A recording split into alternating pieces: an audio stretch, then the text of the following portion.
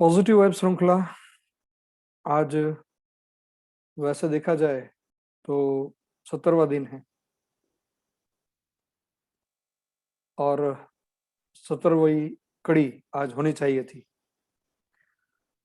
मगर ताउतू की वजह से जो पूरा एक नेट और कनेक्टिविटी का पूरा इश्यू रहा, तो उसकी वजह से हम कल आप लोगों के बीच हाजिर नहीं हो पाए। टीम के ज्यादातर लोगों के यहाँ कनेक्टिविटी इश्यूज, टेक्निकल इश्यूज था, इसलिए हम आपसे जुड़ नहीं पाए। इसका हमें बहुत ही खेद है और इसलिए आज हम श्रृंखला की 16वीं कड़ी में आज आप सभी का मैं हार्दिक स्वागत कर रहा हूं और आज एक कुछ नई बातें हम आपसे साझा करने वाले हैं और कुछ ऐसी बातें हैं जो हम कल करने वाले थे, मगर वो बातें उतनी अच्छी थी कि वो प्रासंगिक बातें हम आपसे आज करने वाले हैं। तो शुरुआत करते हैं आज की श्रृंखला की प्रार्थना के साथ।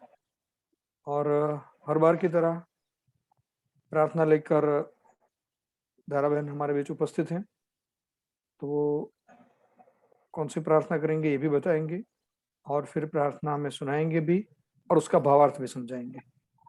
तारा बहन, आज हम श्री कृष्ण स्तुति, जिसे गोविंद दामोदर स्तोत्र कहते हैं, वो लेके आई हूँ मैं आप सबके बीच में। बढ़िया। करारविन्देन पदारविन्दं मुखारविन्दे विनिवेशयन्तं वटस्य पत्रस्य पुटेशयानं बालमुकुन्दं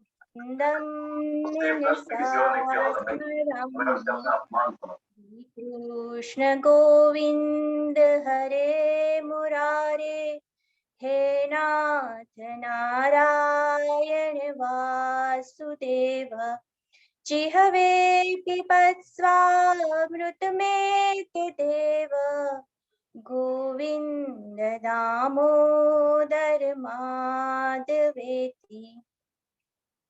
अर्थात जिन्होंने अपने कर कमल से चरण कमल को पकड़कर उसके अंगूठे को अपने मुख कमल में डाल रखा है और जो वट वृक्ष के एक पर्णपुट पर शयन कर रहे हैं, ऐसे बाल मुकुंद का मैं मन से स्मरण करता हूँ।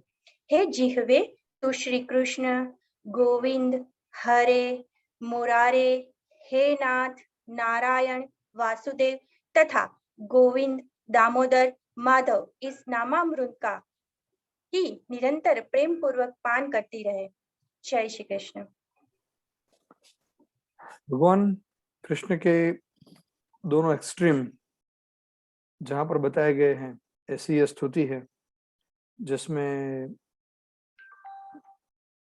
गोविंद दामोदर स्तोत्र के रूप में हम उसका पठन करते हैं और उसका श्रवण भी करते हैं। तो ये विषय था हमारे प्रार्थना का। धन्यवाद धराबेन।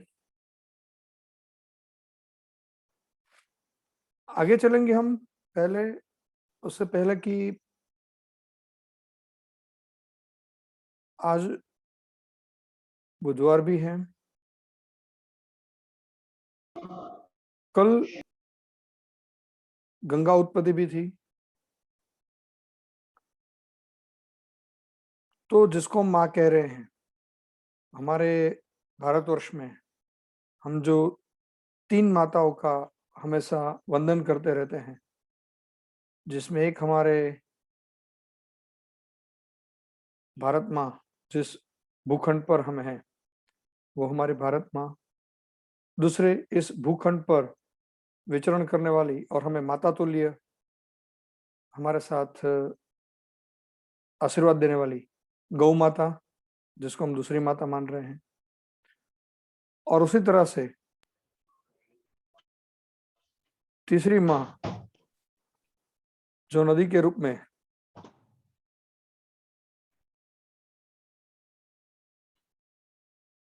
हिमालय से लेकर वेस्ट बंगाल के गंगा सागर तट तक जो जिसका बहाव है, वो गंगा मैया। तो उस गंगा मैया का प्रागट्य स्वरूप दिन था कल। तो आज शारदा बहन शायद प्रासंगिक कल के लिए था, मगर फिर भी वो बात हमारे सबके लिए बहुत जरूरी है। तो वो बात भगीरथ राजा की कुछ बात लेकर आज हमारे बीच उपस्थित है। तो शारदा बहन, इसी विषय को आप प्रस्तुत करें। जी सर, आवाज आ रही है ना मेरी? एकदम फर्स्ट क्लास। ओके जी, आज हम गंगा उत्पत्ति दिन कल जो था और उसकी बात आज हम करने वाले हैं। हिंदू परंपरा के अनुसार राजा भगदत्त की इच्छा थी कि उनके पूर्वजों की आत्मा की मुक्ति के लिए उन्होंने घोर तपश्चर्या की और गंगा को पृथ्वी पर अवतरित किया। यह बात कई पुराणों में हमें वर्णित मिलती है। आज हम नारद पुराण में जो वर्णित है उस बात को हम लेंगे। सम्राट सागर की दो पत्नियां थी, केशिनी और सुमति। उन्हें एक बार ऋषि औरवा द्वारा दो वरदान मिले थे। एक वरदान था कि एक बुद्धिमान पुत्र जो एक महान और पवित्र राजा बनेगा, और दूसरा वरदान था कि 60,000 पुत्र। तो केशिनी ने एक बेटे वाला चुना और सुमति ने 8,000 पुत्रों वाला वरदान चुना। सुमति के 8,000 पुत्र थे। वो 8,000 बेटों ने सम्राट के लिए कई समस्याएं पैदा कर दी थी।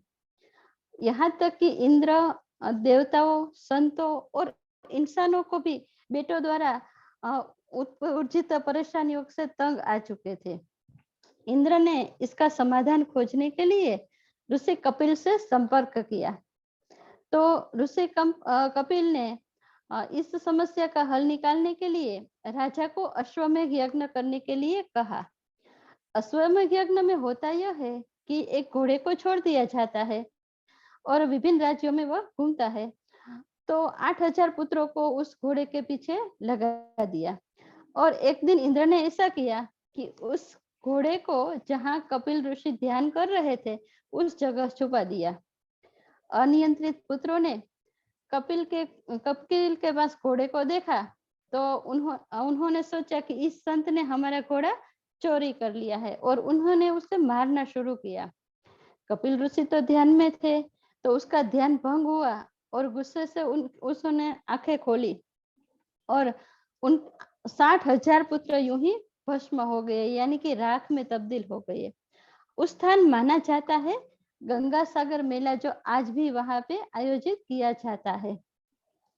तो सागर सम्राट के पोते ने यह सुना तो वो मौके पर चले गए और ऋषि कपिल से माफी के लिए प्रार्थना करने लगे। तो ऋषि कपिल ने कहा कि मैं इस बेटों को तो वापस नहीं ला सकता, लेकिन उन्होंने कहा कि भविष्य में राजा भगीरथ होंगे जो गंगा को पृथ्वी पर लाएंगे और तभी इन सबका यह मोक्ष होगा। तो उसके बाद कई पीढ़ियां बीत गई, कई जन्म हो गए, जन्म जन्मांतर हुए, और उसके बाद राजा भगीरथ का उसी परिवार में जन्म हुआ, उस परिवार में वह अवतरित हुए और उन्होंने घोर तपश्चर्या की और ब्रह्मा और शिव को प्रभावित किया और स्वर्ग से गंगा मैया को नीचे अवतरण करवाया। तो शिव जी ने अपनी जटा में गंगा को जो है वो रखा, धारण किया, क्योंकि उसकी प्रचंड शक्ति इतनी थी कि जो गंगा आकाश से पृथ्वी आए तो पृथ्वी सारी नष्ट हो जाए। इस तरह गुरु जी ने कहा कि हमारे भारतवर्ष में गंगा माँ, भारत माँ और गौ माँ, ये तीन माताएं हुई। तो ये कुछ कहानी थी गंगा उत्पत्ति की। सागर वंश और गंगा मैया के अवतरण का विषय हमारे सामने रखा, जो नारद पुराण में से बताया गया है। तो एक मोक्ष की भावना, अपने पूर्वजों के मोक्ष की भावना भी जुड़ी हुई है, और समग्र भारतवर्ष और उसके कल्याण की भावना रही होगी, तभी जाके गंगा मैया का अवतरण भारतवर्ष पर हुआ होगा। तो एक पवित्र दिवस और पवित्र विषय हमारे लिए रहा है ये। धन्यवाद शारदा बहन। आगे चलते हैं भगवत गीता के श्लोकों के पठन की तरफ। तो अनीता बहन हमारे साथ जुड़े हुए हैं। तो अनीता बहन बताइए कि सांख्य योग का विषय तो हमने गत समय में पूर्ण कर लिया था, तो इस बार आप क्या हमारे साथ कौन सा अध्याय शुरू कर रहे हैं? आज हम श्रीमद् भगवद गीता के तृतीय अध्याय कर्मयोग का विषय शुरू कर रहे हैं। कर्मयोग का श्लोक पहला और दूसरा आज हम पठन करेंगे और उसका भावार्थ जानने का प्रयास करेंगे।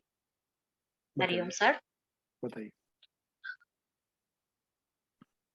तो कर्मयोग में पहले अर्जुन पूछते हैं, कहते हैं, अर्जुन उवाच ज्यायसि चेत् कर्मणस्ते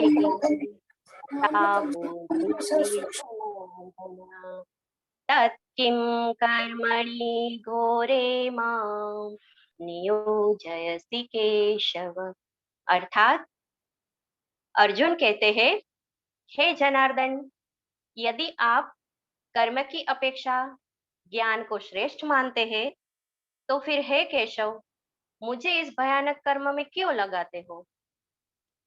फिर दूसरे श्लोक में कहते हैं, व्यामिश्रेणेव वाक्येन बुद्धिं मोहयसीव मे तदेकं वद निश्चित्य येन श्रेयोऽहमाप्नुयाम्।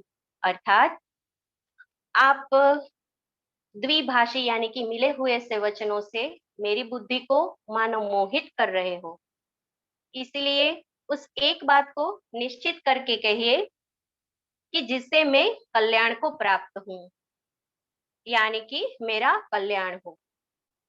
अस्तु, जय श्री कृष्णा। शुरुआत तीसरे अध्याय की शुरुआत में ही अर्जुन भगवान से कहते हैं कि ज्ञान और कर्म में से मेरी बुद्धि में जो ये द्वंद्व उत्पन्न हुआ है उसको आप दूर करें।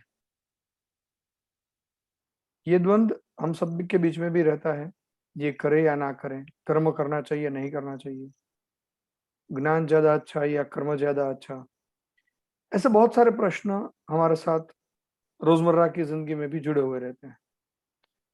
तो इसी प्रश्नों का, यही प्रश्न जो हमारे मन में होते हैं, वही प्रश्न अर्जुन जी के मन में भी रहे थे और इस विषय को हमने भगवान के सामने पूछा और भगवान बहुत सहजता से आगे इन विषयों का दोनों पक्षों की जो उपयुक्तता है, ज्ञान योग और कर्म योग दोनों की जो उपयुक्तता है, किसको ये करना चाहिए, ये सारे विषय हमारे साथ उन्होंने भगवत गीता में स्पष्ट किए हुए हैं। तो आगे के श्लोक जब भी पढ़ेंगे तो उसके विषय में भी आगे बात करेंगे इस विषय की। मगर ये समझने वाली बात है कि मैंने पहले कहा था उस तरह से कि भगवत गीता आज हमारे मन में जो प्रश्न खड़े होते हैं, वही प्रश्नों को तब अर्जुन के मन में खड़े होते थे और उन्होंने भगवान श्री कृष्ण से पूछे थे। तो हमारे लिए भी ये भगवत गीता का पठन और उसका श्रवण हमारे लिए भी बहुत उपयुक्त है। तो ये बात भी एकदम से सिद्ध है। धन्यवाद अनीता बहन, आपने इस विषय को लिया। आगे हम चलते हैं हमारी पॉजिटिव क्वारंटाइन स्टोरी की तरफ। आज हमारे मेहमान हैं भावना बेन गणात्रा और भावना बेन गणात्रा का वीडियो ऑन होते ही वो हमारे सामने हाजिर हो जाएंगे और उनकी स्टोरी सुने हम। उससे पहले मैं अम्मी बहन से कहूँगा कि भावना बहन का परिचय हमें करवाए। शायद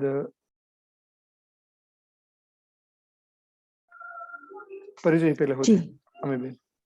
हाँ जी, पॉजिटिव वाइब्स श्रृंखला में आज हमारे साथ जुड़ी हुई है श्रीमती भावना सोमैया गणात्रा।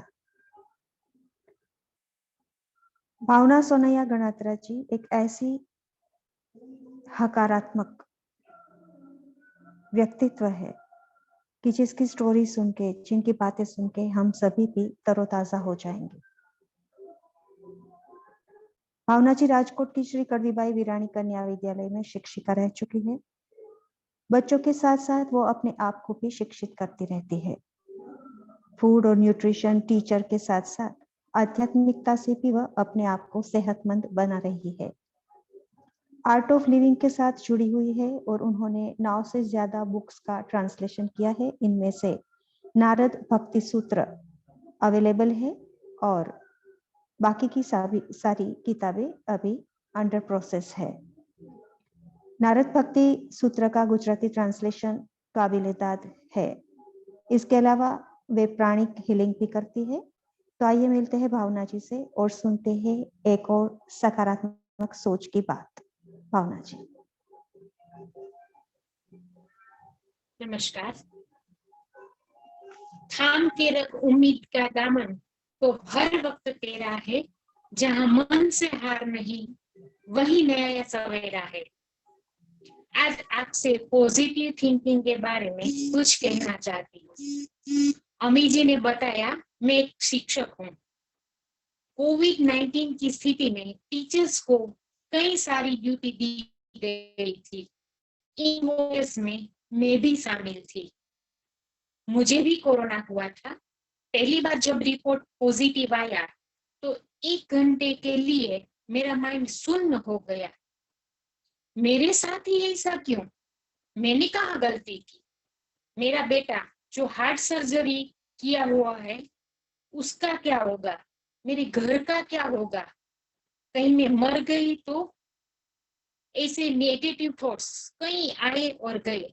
और 1 घंटे के बाद मैंने सोचा कि कोरोना मरीज हर कोई थोड़ा ही मर जाता है और मरना है तो एक दिन तो सबको मरना ही है। हवा भी बेकसूर और दिया भी बेकसूर।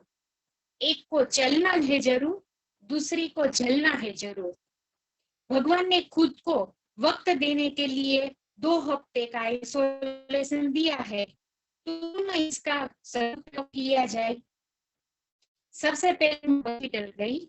डॉक्टर ने बताया कि एडमिट हो जाओ, क्योंकि मेरी फैमिली हिस्ट्री ऐसी थी कि मेरे मम्मी पापा भाई सबको high cholesterol, high BP, sugar, ऐसे कई प्रॉब्लम्स थे। हालांकि मुझे भी बीपी तो है ही और मैं भी थोड़ा सा ओवरवेट हूँ, तो डॉक्टर को डर लगता था। मगर डॉक्टर को मैंने रिक्वेस्ट की कि आपकी सभी इंस्ट्रक्शंस मैं घर पे फॉलो करूंगी, मगर मैं रहूंगी तो घर पे ही। और हॉस्पिटल का पैकेज ले लिया, जहां डॉक्टर हर रोज घर पे आके विजिट में सब कुछ चेक कर जाते थे। डॉक्टर भी बाद में खुश हुए कि कोरोना मरीज तो बहुत ही फरियाद करते हैं, आप तो कुछ कहते ही नहीं। और पॉजिटिव थिंकिंग की वजह से ही ना ही मुझे कुछ इंजेक्शन की जरूरत हुई, ना ऑक्सीजन की, और ना ही तो वीकनेस के लिए ग्लूकोज की जरूरत पड़ी। फिर 24 घंटे के बाद मैंने अपने आप प्राणायाम, मेडिटेशन, सिंपल भाप लेना और हेल्दी खाना खाना शुरू कर दिया। ऐसे वैसे घरेलू नुस्खे और व्हाट्सएप के नुस्खे कुछ भी आजमाए नहीं थे। मेडिटेशन और प्राणायाम कोविड के वक्त इतना आसान नहीं था, क्योंकि 1 हफ्ते के लिए बहुत ही बुखार आ रहा था। पहले 2 टेबलेट लेनी थी, फिर डॉक्टर ने 3 की, फिर दिन की 4 कर दी। ऐसे डोज बढ़ता ही गया। तो मेडिटेशन का जो कुछ प्रोटोकॉल था वो मैं फॉलो नहीं कर सकती थी, जैसे कि पद्मासन या सुखासन में बैठना है या रीढ़ की हड्डी सीधी रखनी है। तो मैं ऐसे ही पलंग पे लेट के सुनती थी, जो जो फॉलो करती थी। फोन पे मैं बहुत ही कम बात करती थी, क्योंकि जितने लोग उतने सजेशंस, ऐसा सोच के पियर और ससुराल में एक एक रिप्रेजेंटेटिव बना दिया। और सबको लेने में तकलीफ होती है। मैं सबसे बात नहीं करूंगी, मुझे पता है आप सबकी शुभेच्छाएं और बेस्ट विशेस मेरे साथ ही है, तो मेरे रिप्रेजेंटेटिव को आप मेरी अपडेट दे देंगे। और मैं बिना फेल मेरे रिप्रेजेंटेटिव को मेरी रोज की सेल्फी को बताती थी। तो बहुत ही दोस्त निभाए, भेजते थे, कोई मोटिवेशनल स्टोरी भेजते थे, कोई अच्छी सी किताब के बारे में मुझे भेजते थे। कभी कभी कोई मस्ती भी कर लिया करता था कि चेक करो ना, तुम्हारा फेस तो फ्रेश लग रहा है, शायद रिपोर्ट में कुछ गलती हो। या तो फिर ऐसे भी कहते थे कि अब चलो बताओ कोरोना तो कैसा है। खाना भाई के घर से आता था तो भाभी 2 दिन रेगुलर में मेनू भेजती रही और पूछती थी कि कैसा लगा खाना। अभी मेरा टेस्ट और फ्लेवर दोनों ही चले गए थे, मैं क्या कहती। भाभी जी समझ गई। वो एक भी दिन मेनू रिपीट किए बिना 14 दिन तक लगातार खाना भेजती रही, और मैं भी जितना हो सके उतना खाती थी, फ्रूट्स खाती थी, नारियल पानी और जूस लेती थी। मेन बात है खुद पॉजिटिव होना, वो बहुत ही जरूरी है। आफ्टर कोविड मैंने किसी को राशन दिया, किसी को वेजिटेबल्स, फ्रूट्स, पैसा, कुछ मेडिकल हेल्प और हीलिंग भी दिया। ये जॉय ऑफ गिविंग भी आपको बहुत ही पॉजिटिव एनर्जी देता है। हाँ, ब्लड मेरा RH नेगेटिव है, जो रेयर होता है, तो मैंने अपना ब्लड और प्लाज्मा डोनेशन के लिए ब्लड बैंक में दे दी। नथिंग इज परमानेंट, ये दिन भी चला जाएगा, नया उजाला, नया सवेरा जरूर आएगा। Hope and pray all is well. धन्यवाद।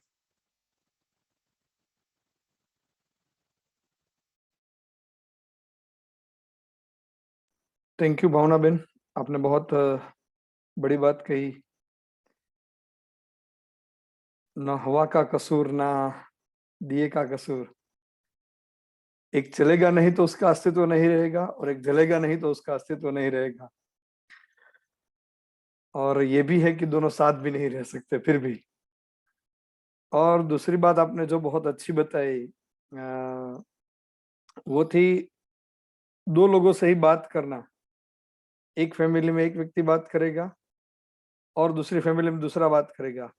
तो ये बात आपने जो कही वाकई ही बहुत बहुत ही बढ़िया है कि ये एक प्लानिंग ही हो सकता है, एक ही हकारात्मक प्लानिंग ही है कि जिससे ड्यूरिंग कोविड ज्यादा बोलने की छूट नहीं होती है पेशेंट को। तो आपने उसका सॉल्यूशन भी निकाल दिया और साथ ही साथ बहुत सारी नेगेटिव बातों को सुनने से अपने आप को बचा भी लिया। तो वाकई ये दोनों चीजें आपने जो बताई है वाकई वो सभी के लिए प्रेरणादायक है, और सभी को ये करने जैसी भी है और सजेस्ट करने जैसी भी है। फिर से बहुत बहुत धन्यवाद आपका कि आपने अपनी जो पॉजिटिव स्टोरी है थैंक यू। वो हमारे साथ शेयर की। धन्यवाद। तो आगे चलते हैं फिर से। हम स्टोरी की तरफ हमारी। तो अमी बहन आज हमें उसकी स्टोरी कहेंगे। उससे पहले एक और विषय को भी आज हम जरा देख लेते हैं। जो विषय भावना बेन ने बहुत अच्छे से कहा है कि अपने आप को धीरे धीरे धीरे करके वो योग अभ्यास में आगे ले गए। योग का अभ्यास कैसा होना चाहिए ड्यूरिंग कोविड और पोस्ट कोविड, योग का अभ्यास कैसा होना चाहिए, ये एक बात भी यहां से हमें समझनी चाहिए, या इससे हमें ये संज्ञान लेना चाहिए इसका कि जैसे आपकी क्षमता बढ़ती जाए, शुरुआत सूक्ष्म व्यायाम हो, उससे थोड़ा आगे बढ़े तो कुछ प्राणायाम हो, और फिर आगे बढ़े तो कुछ आसनों को जोड़ सकते हैं। और जब हमें ये लगे कि हम स्थिरता को प्राप्त होने लगे हैं, अगर ये स्थिति अगर हमारी आती है, तब हमें ये सोचना चाहिए कि हमारे योग के अभ्यास को हमें पूर्णतया आगे ले जाना है। ये कई बार ये हम विषय को भूल जाते हैं, और कई बार ये भी होता है कि हम कुछ ना करने जैसे अभ्यास भी करने लगते हैं। जैसे कि एक विषय रहता है कपालभाति का। कई लोगों के ये प्रश्न होते हैं कि ड्यूरिंग कोविड क्या कपालभाति करना चाहिए। लगता ही है कि कोविड कपालभाति है वो फेफड़ों को शुद्ध करता है, मगर वो शुद्ध करता है, उससे ज्यादा वो जो स्ट्रोक लगते हैं हर बार, जो आपकी पेट की वजह से लंग्स पर जो स्ट्रोक लगते हैं, वो स्ट्रोक है वो आपके फेफड़ों को और नुकसान करवा सकते हैं। क्योंकि ड्यूरिंग कोविड हमें जरूरत है फेफड़ों को आराम देने की। हवा आनी चाहिए, हवा बाहर निकलनी चाहिए और बाकी सारी चीजें भी होनी चाहिए, मगर ये होते हुए भी एक्स्ट्रा एक्सर्शन, एक्स्ट्रा दबाव, ज्यादा दबाव हमारे फेफड़ों पर नहीं आना चाहिए। और जब एक्टिव हम ब्रीदिंग करते हैं तो जो फेफड़ों की मूवमेंट है वो भी फास्ट हो जाती है और फेफड़ों पर दबाव भी ज्यादा बनता है। तो ये दोनों अवस्थाएं हैं जो हमारे लिए उपयुक्त नहीं है। और जब ये लगे कि कोविड में से बाहर आ जाने के बाद भी जब हमें ये लगे कि ना अब हमारी कंडीशन, हमारे रिपोर्ट्स नॉर्मल हैं, हमारी ब्रीदिंग पैटर्न नॉर्मल है, हमारे सारे विषय नॉर्मल हैं, जब ये हमें लगता है तब ही हमें कपालभाति का अभ्यास करना चाहिए। ऐसा ही विषय दूसरा चलता है सूर्य नमस्कार के लिए। सूर्य नमस्कार का जो अभ्यास होता है यह भी एक स्थूल व्यायाम के रूप में उसको देखा जाता है। स्थूल व्यायाम माने जिसमें हमारी थोड़ी ताकत लगती है। और ऐसे अभ्यास में करते वक्त कई बार ये होता है कि आपकी शक्ति का थोड़ा ज्यादा व्यय होता है। माने सूर्य नमस्कार करने में हमें थोड़ी ज्यादा जरूरत रहती है शक्ति की। तो ये समय भी हो सकता है कि ये अभ्यास भी हमारे लिए सही ना हो। तो इसलिए योग का अभ्यास भी करना है, अनुलोम विलोम का अभ्यास हम करते रहें, बहुत अच्छे से करें, शांति से करें, पूरे श्वास प्रश्वास पर ध्यान रखकर करें, मगर बाकी के जो अभ्यास हैं उनके प्रति हमें थोड़ा अपने आप को संतुलित और संयमित रखना चाहिए। तो ये कोविड टाइम के योग की बात करने के बाद आज हम धीरे धीरे आगे बढ़ेंगे हमारे रोज की तरह मोरल स्टोरी की तरफ। तो अम्मी बहन हमारे बीच उपस्थित हो चुके हैं और वो आज हमें कौन सी स्टोरी बताने वाले हैं या जिन्होंने मुझे भी नहीं बताया। तो बताइए अम्मी बहन, आज आप कौन सी स्टोरी सुनाने वाले हैं? आज मैं फिर से श्री कृष्ण और अर्जुन के बारे में बता रही हूँ। क्या बात है। क्योंकि कृष्ण जी, हमने जब पहली स्टोरी की थी तो कृष्ण जी की थी कि उन्हें घूमने का बहुत शौक था, वो रात को चले गए थे और ब्रह्म राक्षस के साथ। तो आज भी वो कृष्ण भगवान घूमने चले गए हैं, अर्जुन को साथ लिया है आज। क्या बात है। दोनों घूम रहे थे, रास्ते में एक व्यक्ति को देखा जो भिक्षावृत्ति कर रहा था। तो अर्जुन को उस पर दया आ गई, तो एक सुवर्ण की थैली उस व्यक्ति को दे दी अर्जुन ने। और व्यक्ति बहुत खुश हो गया और रास्ते में सोचने लगा कि इतनी सारी मुद्राएं मिली है तो मैं इससे इस तरह व्यय करूंगा, ये करूंगा, वो करूंगा। घर की तरफ लौट रहा है, उतने में एक लुटेरा आया और वो सुवर्ण की थैली उससे लूट के चला गया। वो व्यक्ति निराश हो गया। दूसरे दिन फिर से भिक्षावृत्ति करने निकला। अर्जुन ने देखा कि कल तो मैंने इतनी सुवर्ण मुद्राएं दी थी, तो फिर क्यों आज भी भिक्षावृत्ति कर रहा है। तो उन्होंने पूरा माजरा बताया, भाई ये हुआ, लुटेरा लूट कर चला गया। अर्जुन को दया आ गई। उसने एक बहुत ही कीमती हीरा उसे दान में दे दिया। वो व्यक्ति वापस खुश हो गया और अपने घर की तरफ चल पड़ा।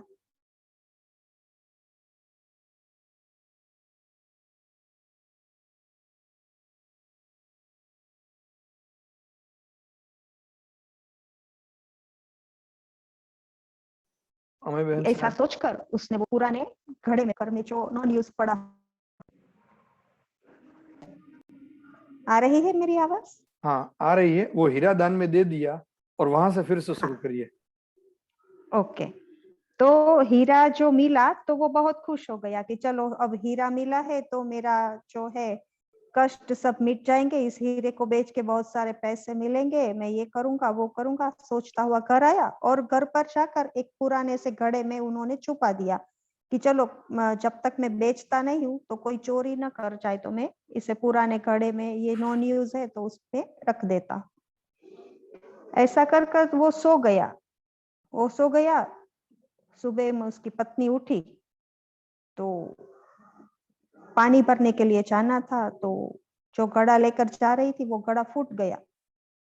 वो वापिस आई घर पे और पुराना घड़ा उठाया और चल पड़ी नदी की ओर।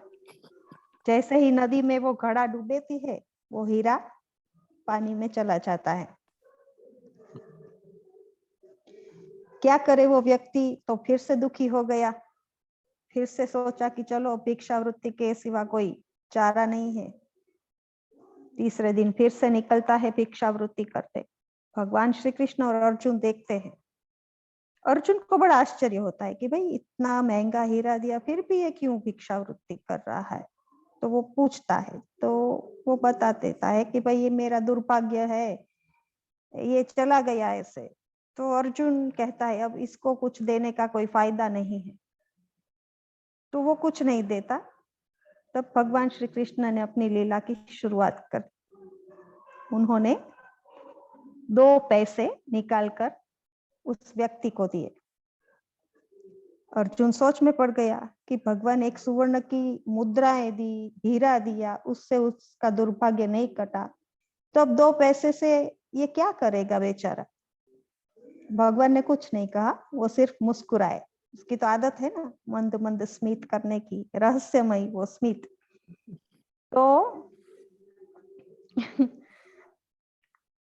फिर अर्जुन से रहा नहीं गया, तो वो उसके पीछे पीछे चल पड़ा, उस व्यक्ति के पीछे पीछे, कि भाई ये 2 पैसे से ये क्या कर लेगा। वो आदमी चलता है और सोचता है कि अरे ये 2 पैसे से क्या होगा, भगवान ने इतना तुच्छ दान क्यों दिया मुझे। फिर ठीक है चलिए, इससे एक व्यक्ति का भोजन भी नहीं हो सकता, लेकिन भगवान ने दिया है, कोई बात नहीं, रख लेता हूँ।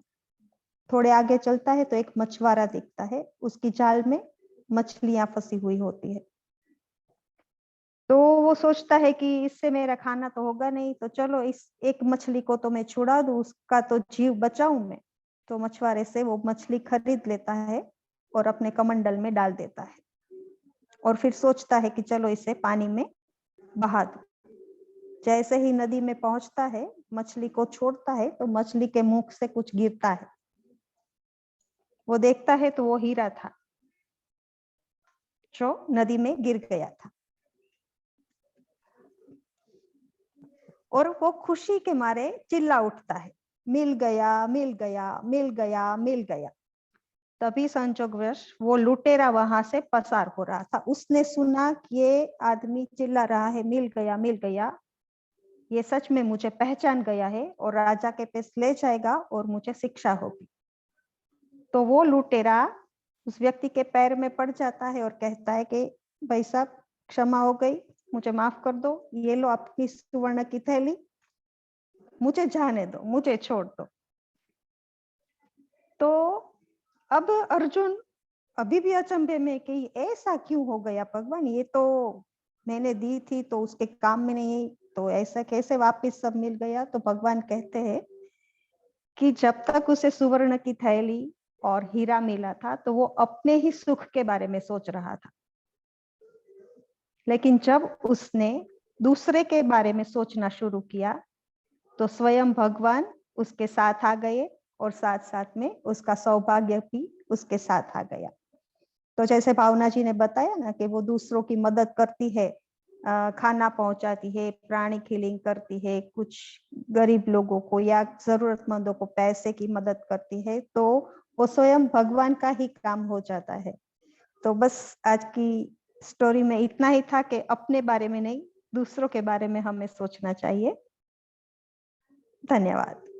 शायद ये बात हम पिछले कई दिनों से ये भी कर रहे हैं, और कि भाई हम अपने लिए तो जो भी करना है वो करें, मगर हमारे साथ साथ कुछ दूसरों के लिए भी हम कुछ हकारात्मक बातें, कुछ हकारात्मक विषय हमें ले जाने चाहिए। कुछ भी हो वो छोटा एक ऐसी बात क्यों ना हो कि हम छोटी से छोटी बात, एक फोन कॉल क्यों ना हो, अगर जब हम अपने आप से बाहर निकलकर जब दूसरों के लिए सोचते हैं तो भगवान हमारे लिए सोचता है। और भगवान सोचता है ये तो ठीक है, मगर हमारे अंदर एक बदलाव अलग प्रकार से होता है कि आप थोड़े ऊपर उठ के सोचते हो, रूटीन जो चीजें हैं उससे ऊपर उठ के सोचते हो, तभी जाके ये हम कर सकते हैं। तो हमें कभी भी हो तो इस तरह से हमें अपने आप को औरों के लिए, इस समय में सबसे ज्यादा जरूरत है किसी का बस हालचाल पूछ लो कि कैसे हो, सिर्फ हम हालचाल भी पूछ ले, कैसे हो, सब ठीक ठाक है परिवार में, तो भी लोगों को सुकून मिल सकता है। तो हमसे जो भी हो सकता है हकारात्मकता के लिए, वो सब कुछ हमें करना चाहिए। तो ये थी आज की स्टोरी, और ये थी आज की हमारी श्रृंखला के अंतिम चरण में हर वक्त की तरह हम सभी के स्वास्थ्य और सभी के कल्याण के लिए प्रार्थना करेंगे, और धाराबेन वो प्रार्थना में करवाएंगे। ॐ सर्वे भवन्तु सुखिनः, सर्वे सन्तु निरामया, सर्वे भद्राणि पश्यन्तु, मा कश्चिदुपात् भवेत्। ॐ शान्ति शान्ति शान्तिः।